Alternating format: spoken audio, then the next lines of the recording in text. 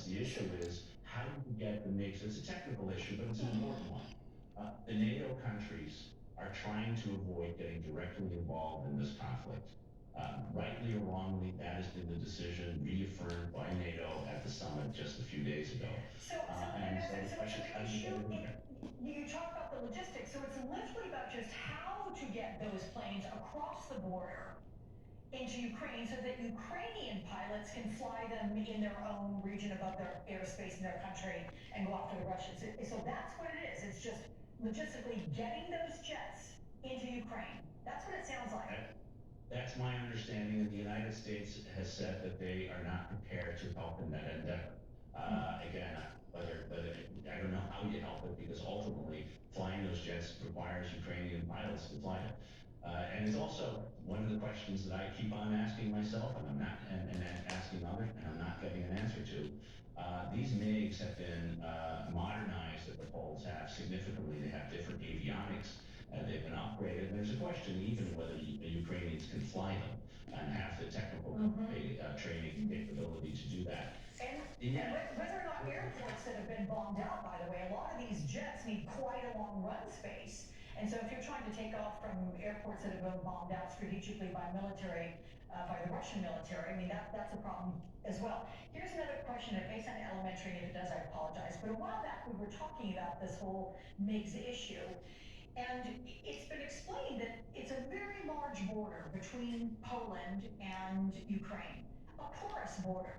Aren't there areas by which a plane could be taken over the border? Literally, I mean, I don't know if you put it on the back of a large trailer, put it in trains. Couldn't those MiGs be moved on the ground?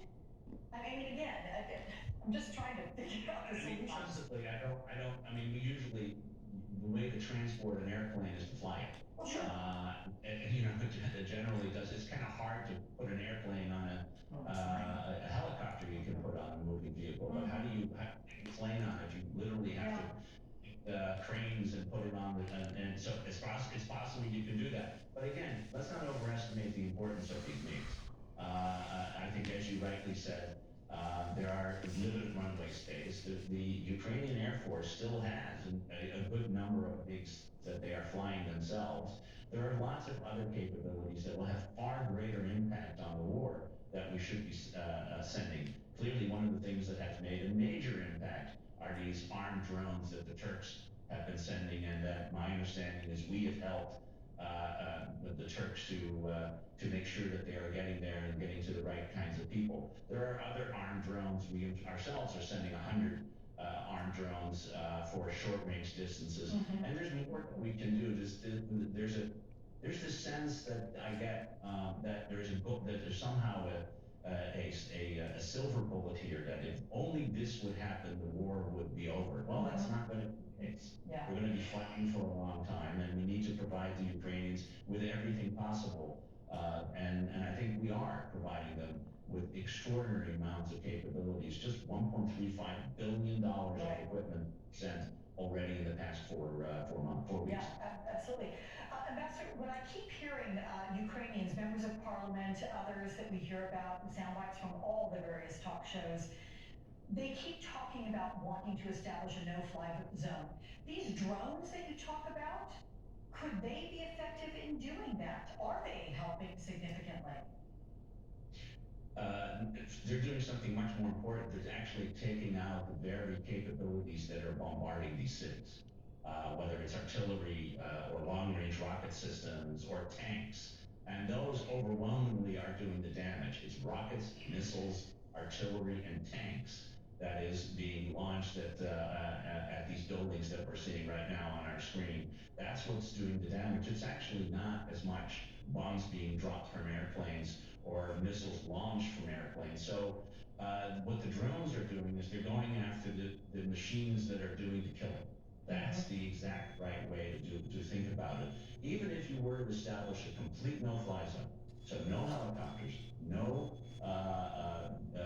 Soviet or Russian era airplanes flying anywhere over Ukraine, much of the killing would continue because it's coming from ground fire. and that should be a major consideration. It's why we're sending javelins and anti-armor and anti-tank missiles.